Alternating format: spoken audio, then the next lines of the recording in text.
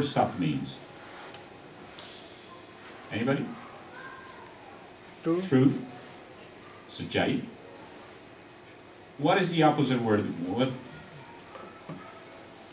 Jhut. Sat to jhut. And what is jhut? Just think about it. Jhut ki hunda? What is a lie? Something. When we say you lied, that means you made up something that wasn't there. Not existence. It doesn't exist. Sat Nam. Jhut ki hunda? It changes every time. Every time you come up with that, and this is how the police interrogates, right? The suspects. They come and ask the same questions many times, one after the other, from different angles, and the person that's lying will never have the same story straight. And that's what happens. That's a lie. Because something that wasn't there was just given the perception it's there. That's a lie. Jhut. Sat, it's always the same. Nam, God's existence. Somehow we got into this notion that Nam, what's your name? And then we very simply translated that into a name. And फिर ਅਸੀਂ ਰੱਬ ਦਾ ਨਾਮ ਰੱਖ ਲਿਆ. Read Gurbani, there's probably over 100 names ਰੱਬ ਦੇ in Gurbani alone. Madhusudan, Kripalu, Dayalu, Karta.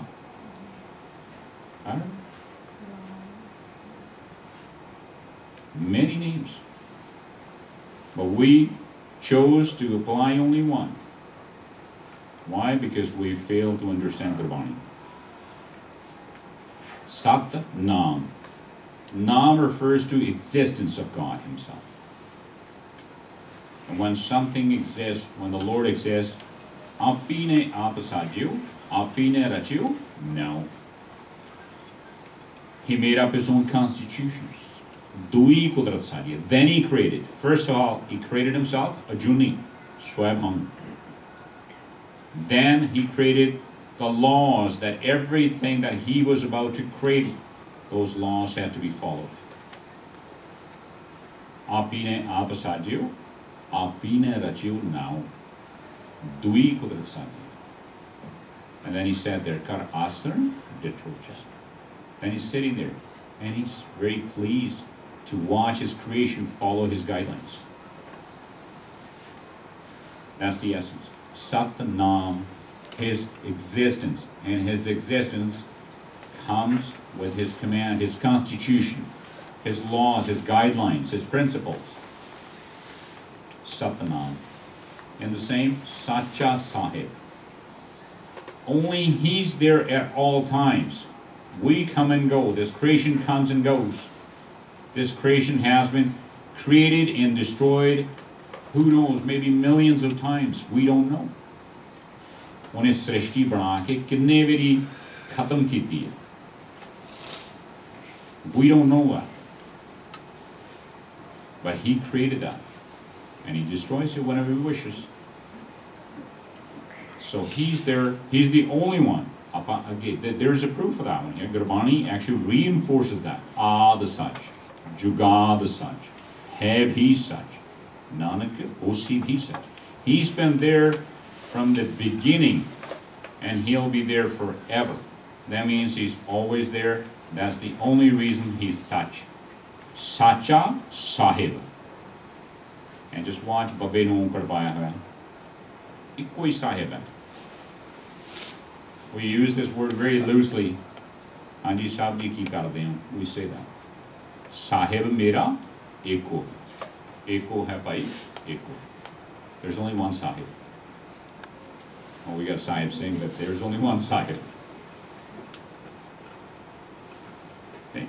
Sacha Sahib, Sach Nai. Okay. Nai.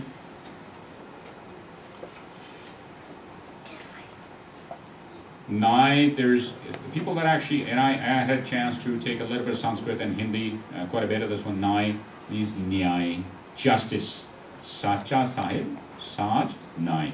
His justice. When can you have Sacha justice? A true justice. Can you expect that in countries that don't have the proper constitution?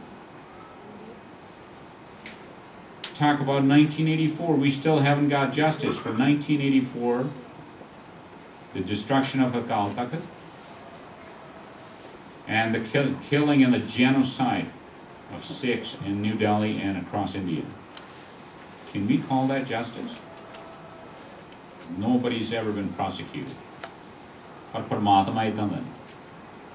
Sacha Sahib, Saj Nai. He does his justice right there and then. A gentleman came by, he was asking me the same question there. He says, I wonder about this one here quite a few times. What happens to the people, like for example, we got corrupt politicians, even in Punjab, prime example. They got millions and billions of dollars. Yet, we don't see them suffering. Who's going to punish them?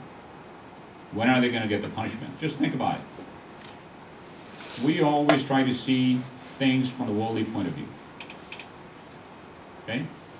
People that are corrupt, okay?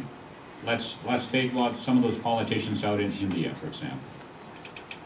Are they able to go out on their own without proper security, 24/7? They can't even step out of their own homes. Isn't that a jail? I can. I did. And I will. I can walk around anywhere I feel like. But they can't. They have all the luxuries. Okay? They may have $1 million bed, but do they get to sleep on it?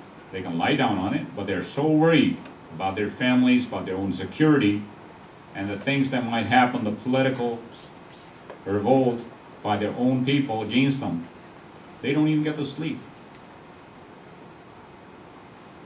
Is that a sukha? No. It's not.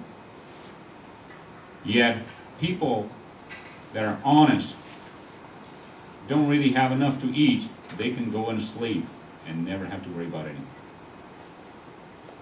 I go to sleep, I never wake up in the middle of the night, worried about anything. Gurbani gives you that sukh. And it is a punishment by itself, being corrupt in that sense, that you suffer 24/7. And then what happens? Somewhere down the line, you see, it's not that we actually support it or condone it, but should be carried out. You see assassination. Saddam Hussein was executed. Had everything, couldn't do anything on the last day. Nicolae Ceausescu from Romania ruled with the iron fist, golden fixtures, everything in his palaces. Couldn't escape on the last day. Was executed along with his wife on the very night he was caught. I can give you thousands of examples out of history. Najibullah, the ex-president of Afghanistan, was put up there by the Russians. When they left, he was dragged out of his own palace, hung up there, and his body was riddled with bullets. That is something that happens at the end of the day. Aurangzeb, we read in history, himself asked that no monument should be erected on his grave. Realized what he had done. Isn't that a punishment? ਜਿਹੜਾ ਇਨਸਾਨ ਕਹਿੰਦਾ ਮੇਰੀ ਯਾਦਗਾਰ ਵੀ ਨਾ ਬਣੇ. But who's remembered on every year, every day, even in Ardas? All the ones who took Shahidi willingly for a good cause. We still remember them. Does anybody ever get up in the morning and think about Aurangzeb?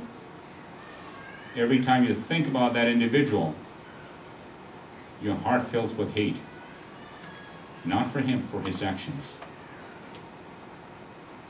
That is a punishment by itself.